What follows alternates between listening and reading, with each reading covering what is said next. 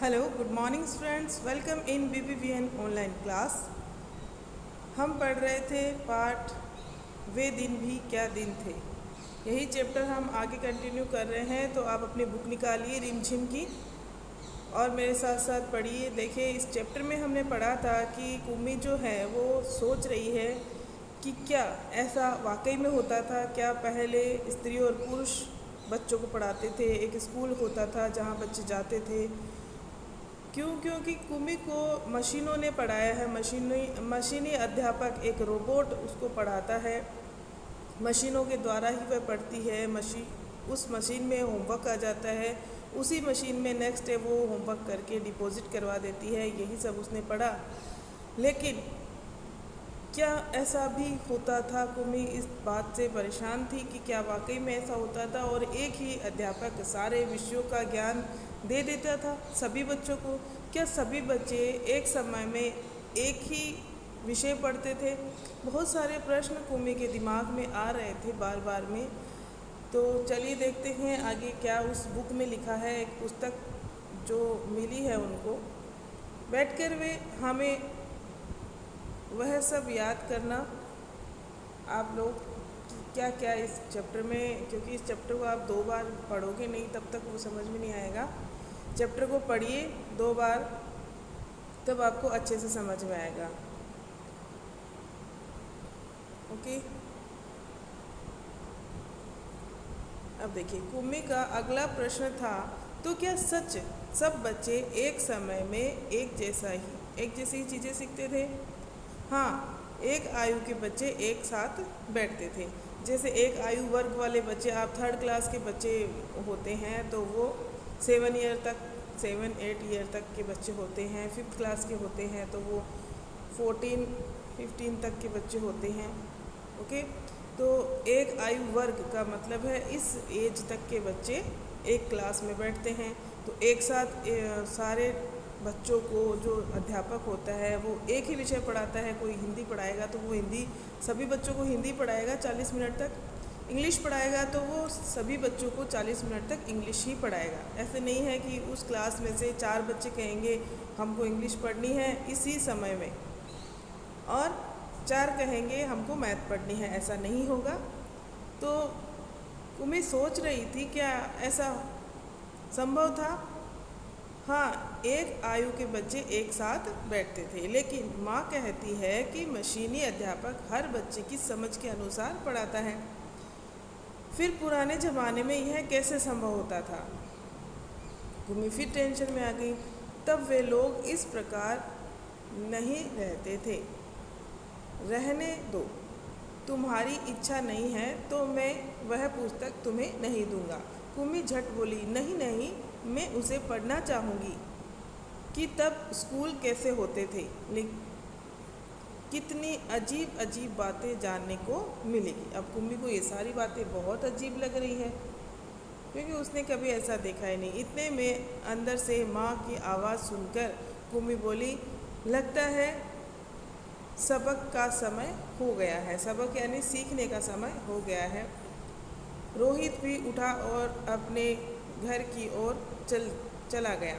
कुमी अपने घर की ओर चली गई। अंदर मशीन आगे का सबक देने को तैयार थी। जो भी विषय है पढ़ने का समय उसका हो गया है, तो जो मशीन है अंदर घर में वो आगे की पढ़ाई कराने के लिए तैयार थी। मशीन से आवाज़ आनी आरंभ हो गई। आज सबसे पहले तुम्हें गणित सीखनी है, कल का होमवर्क छेद में डालो। इस तरह से मशीन बोल रही है। कुमी ने वैसा ही किया। वह सोच रही थी कि कितने अच्छे होते होंगे वे पुराने स्कूल जहाँ एक ही आयु के सारे बच्चे हंसते खेलते कूदते स्कूल जाते होंगे और पढ़ाने वाले पुरुष और स्त्रियाँ होती होगी। उसको बहुत अच्छा लग रहा था ये सब सोच के कि कितना अच्छा होता होगा। अभी जो हम कर रहे हैं वो बहुत ही बोरिंग उसको लग रहा था। इतने में मशीन से स्वर आना आरंभ हो गया था और पर्दे पर चलते हुए अक्षर एवं अंक आने शुरू हो गए थे। मशीन में से आवाज़ भी आ रही थी और पर्दे पर अक्षर भी चल रहे थे। और कुम्मी सोच रही थी कि तब स्कूल जाने में कितना आनंद आता होगा, कितने खुश रहते होंगे सारे बच्चे। आइज़क असीमोव ने लिखा है, ये आइज़क असीमोव ने ये लिखी है। देखिए ये एक तरह से काल्पनिक ही है, ये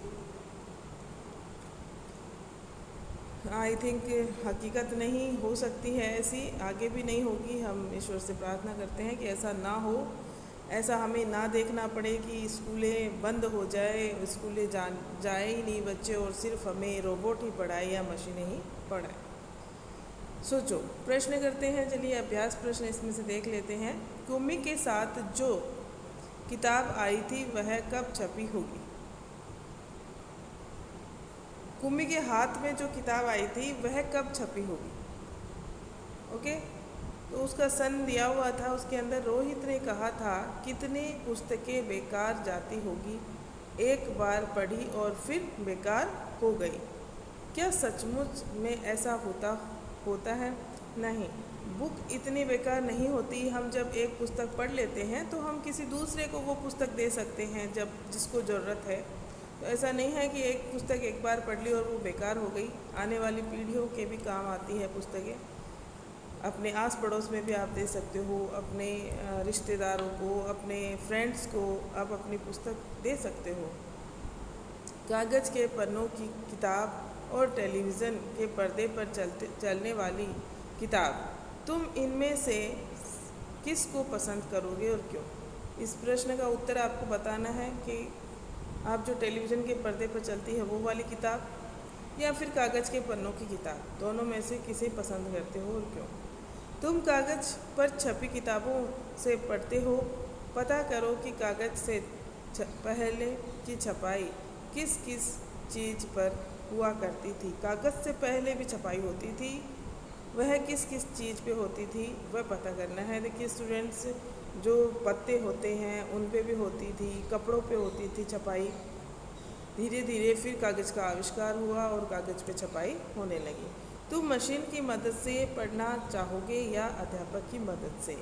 देखिए हमें अध्यापक की ही मदद से पढ़ने की इच्छा है। अभी तक आई थिंक कोई भी बच्चा नहीं चाहेगा कि मशीन की मदद से हम पढ़ें। दोनों के पढ़ाने में किस किस तरह की सरलता और कठिनाइयाँ हैं, इनके उत्तर मैं आपको बता दूंगी। आप देख लीजिए, एक बार इनके प्रश्न देख लीजिए। कठिनाइयाँ तो देखिए, जो अध्यापक है वो आप उनको जो भी बोल के बताओगे वो आपको उसी वक्त बताएगा। फिर आप बीच में आपकी भावनाओं को भी समझता है अध्यापक, लेकिन मशीन आपको सटीक शब्दों में उत्तर देगा। ठीक है, मशीन से पढ़ने में आप बोर हो जाओगे, अध्यापक से पढ़ने में इतना ज़्यादा बोरियत महसूस नहीं होगी। क्लास में अगर अध्यापक पढ़ाता है तो और भी आयु वर्ग, आपकी ही आयु वर्ग के बच्चे रहते हैं वहाँ पे, उनसे भी आप इंटरेक्ट करते हो, उनसे भी बहुत कुछ सीखा जाता है। और जब दूसरे बच्चों को भी हम एक साथ देखते हैं कि ये भी पढ़ रहे हैं तो हमारी भी पढ़ाई करने की इच्छा होती है। और हम अकेले बैठे बैठे कितनी देर पढ़ेंगे, कितने दिन पढ़ेंगे, कितने साल पढ़ेंगे, बोर हो जाते हैं। अभी हम ये सब चीज़ें झेल रहे हैं, हमको पता है बच्चे बहुत बोर हो चुके हैं, हम लोग अध्यापक भी बहुत बोर हो चुके हैं इस चीज़ से। तो हम नहीं चाहेंगे कि मशीनें पढ़ाएं आगे आने वाले समय में। वे दिन भी क्या दिन थे। बीते दिनों की प्रशंसा में कहीं जाने वाली यह बात तुमने कभी किसी से सुनी है? नहीं, हमने कभी नहीं सुनी है किसी से। अपने बीते हुए दिनों के बारे में सोचो और बताओ कि उनमें से किस समय के बारे में तुम वे दिन भी क्या दिन थे कहना चाहोगे। ओके, कल, आज और कल। देखिए 1967 में हिंदी में छपी इस कहानी में कल्पना की गई है। ये कहानी है, इसमें कल्पना ही की गई है। मैंने आपको पहले बताया, ये एक डायरी जैसे लिखते हैं उस तरह से कहानी की कल्पना की गई है कि सालों बाद स्कूल की जगह मशीनें ले लेगी। तुम भी कल्पना करो कि बहुत सालों बाद ये चीज़ें कैसे होंगी। पेन, घड़ी, टेलीविज़न, मोबाइल, टेलीविज़न। ये प्रश्न, आप ये सभी प्रश्न जो करने होंगे वो मैं आपको PDF भेज दूंगी, जो नहीं करने होंगे वो PDF में नहीं भेजूंगी, मैं कट करवा दूंगी। ओके स्टूडेंट्स, बहुत सारे प्रश्न हैं इसके अंदर, बहुत सारी एक्सरसाइज है आपकी, तो इतनी सारी करने की आवश्यकता नहीं है। कोई और चीज़ जिसके बारे में तुम सोचना चाहो, कोई और ऐसी चीज़ जिनके बारे में तुम सोचना चाहो। नीचे कुछ वस्तुओं के नाम दिए गए हैं, बड़ों से पूछकर पता करो कि ये 20 साल पहले उनकी क्या कीमत थी और अब इनका कितना दाम है। जैसे आलू, लड्डू, शक्कर, दाल, चावल, दूध। मैं आपको इसके आंसर लिख के भेज दूँगी, ओके स्टूडेंट्स। और आप अपने दादाजी से, दादी जी से या मम्मी पापा से भी बात कर सकते हैं।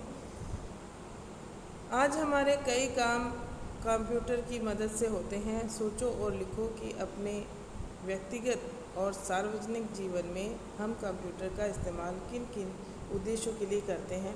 वो आप लिख दोगे, आराम से लिख दोगे। आपको पता है आज आप बहुत ज़्यादा कंप्यूटर का इस्तेमाल कर रहे हैं, तो आप लिख दीजिए जानकारी देने या अच्छा, ये देखिए व्यक्तिगत का क्या मतलब होता है। व्यक्तिगत यानी पर्सनल, ठीक है। आप अपने लिए, जैसे आप अपनी पढ़ाई करते हो, अपना कोई पेमेंट करते हो या फिर ऑनलाइन कोई चीज़ ऑर्डर करते हो, उनके लिए। और सार्वजनिक यानी सभी के लिए, ठीक है। सभी के लिए कंप्यूटर का कैसे इस्तेमाल होता है, आराम से आपको पता है कि रेलवे स्टेशन पे और बस स्टैंड पे, हॉस्पिटल में, दुकानों में, हर जगह सार्वजनिक रूप से कंप्यूटर का इस्तेमाल किया जाता है। जानकारी लेने या देने या लेने के लिए कई तरीके अपनाए जाते हैं। हम जो कुछ सोचते या महसूस करते हैं उसे अभिव्यक्ति कहते करने या अभिव्यक्त करने या बताने के भी कई ढंग हो सकते हैं। बॉक्स में ऐसे कुछ साधन दिए गए हैं, उनका वर्गीकरण करके नीचे दी गई तालिका में लिखिए। जैसे संदेश, फोन, चित्र, फैक्स, अभिनय, विज्ञापन, मोबाइल और इंटरनेट, रेडियो। तो आपको ये बताना है कि ये जानकारी इकट्ठा करने के लिए कौन से हैं और भावनाएं व्यक्त करने के लिए कौन से हैं। जैसे देखिए संदेश, फ़ोन, फैक्स ये जानकारी के लिए हैं। इसमें से चित्र भावनाएं, अभिनय भावनाएं, और नृत्य के हाव भाव वो भी भावनाओं से संबंधित है। संकेत भाषा भावों से संबंधित है ना। बाकी संदेश के लिए, जानकारी के लिए, जानकारी से संबंधित है। आराम से लिख लेंगे आप, ओके स्टूडेंट्स। ये जितने मुझे करवाने होंगे पूरे नहीं करने हैं, बहुत ज़्यादा एक्सरसाइज है, बहुत ज़्यादा है चैप्टर में, आप कंफ्यूज हो जाएंगे। तो मैं आपको इसकी PDF बना के भेजूँगी कि कितना काम आपको करना है नोटबुक में, ओके। और जो बुक में करना है वो बुक में आप कर ही लेना, आराम से कर लोगे। बुक वाले रिक्त स्थानों की पूर्ति कर लेना आप। जैसे ये तुम भी कल्पना करो, दोस्तों के साथ बात करके अंदाज़ा लगाओ कि 50 साल बाद इनमें क्या क्या बदलाव आएगा। फिल्मों में, गांव की हालत में, तुम्हारी परिचित किसी नदी में और स्कूल में। आप लिखिए अपने अंदाजे से क्या परिवर्तन हो सकता है। अगर लिख पाते हैं तो लिखिए, बहुत अच्छी बात है, आपकी कल्पना शक्ति बढ़ेगी इससे। Okay students, thank you.